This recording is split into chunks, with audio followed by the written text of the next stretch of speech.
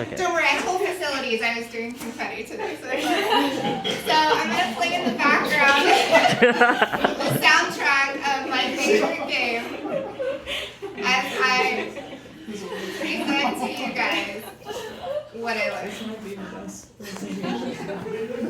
This one will be memorable. I don't. Mine was not this memorable. So, how do I start this? At slideshow, up top, and then play. From the beginning.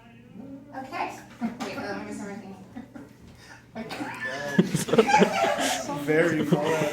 Okay, game changer, the topology of creativity. So this was a really awesome article, and they were trying to figure out what is it about certain teams that make them able to create game-changing products where other teams fail. So what they did was they focused on game-changing video game development. And what they did was they focused on a whole bunch of games over the course of 79 to 09, and they found out that about 140,000 team members were working on this. They did a whole bunch of variables to study what it was that made some of them most successful. So they identified a game changer as stylistically distinctive and highly regarded by critics. And it needs to have these 4 variables. Structural folding. So this is when individual team members from one group are also familiar or work with team members from other groups. Folding diversity. So this is how a whole bunch of different people from different groups are working together and how diverse are they combining their work.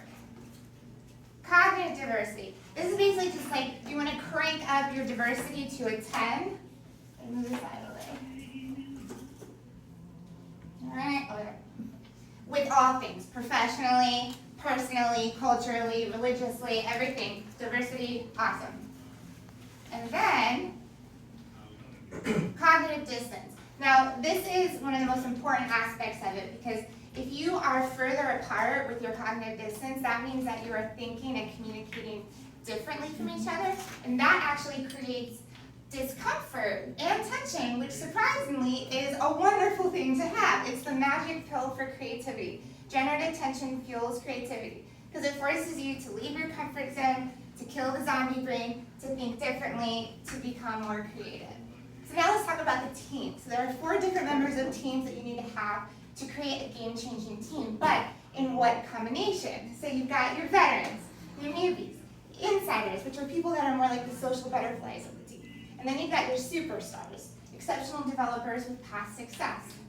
So this is my group participation time. So whenever I ask you any question, even if you don't agree, say yes. Okay? Yes. Okay, good. So you're building your game-changing team. You want a shit ton of veterans. They've been through this before. They know the industry. They can mentor the crap out of whoever you want. You want a whole bunch of these guys, right? Yes. Wrong.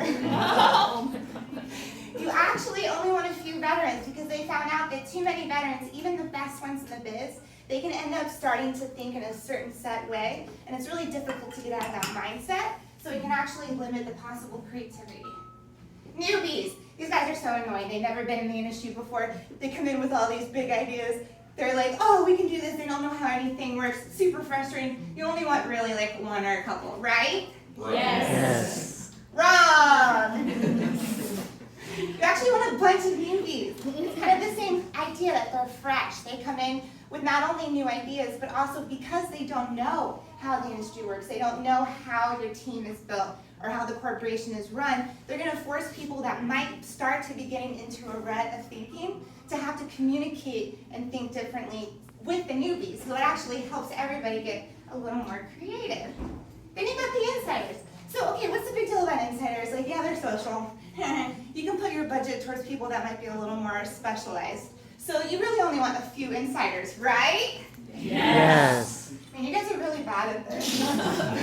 Wrong.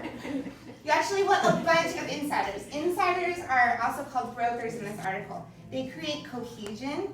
So if you have a whole bunch of diversity, a whole bunch of groups, which you want, you need those people that are able to say, hey, you work really well, you guys should get together and talk about your work. They can bring people together, and they're actually able to do what they call holding tension, which is when people are uncomfortable, they can be the ones that can make you comfortable enough to stay in it, and that's when you can really create your creative outliers. Then you got your superstars. Oh my gosh, people work in their whole careers to work with superstars. They have banged out so many successful games. You want to get as many superstars as you can afford, right? Yes. Wrong. So, surprisingly, just like with veterans, too many superstars can end up causing a negative effect on creativity. I was surprised by this, but that's what the data showed.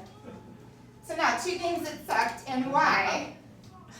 Ribbon. So they had great cognitive distance, poor structural folding. Few people had worked together before, so it was very distinctive, but it wasn't cohesively enjoyable for the players. And Leisure Suit Larry. So this was their structural folding. They worked together before, but they were so cognitively close that it was just a one-trick joke, and it got really boring really fast. Now to the game changer, my favorite, because I am dressed like this, Fallout. So Fallout had all of the different variables. They had set up their team exactly like I had shown, and because of that, there's a massive series, but Fallout 3 was the last one at the time of this article. They won a whole bunch of awards, and then right after this article, they released Fallout 4, which was their most successful game in the series, and won them over 160 E3 awards, making them the recipe for game-changing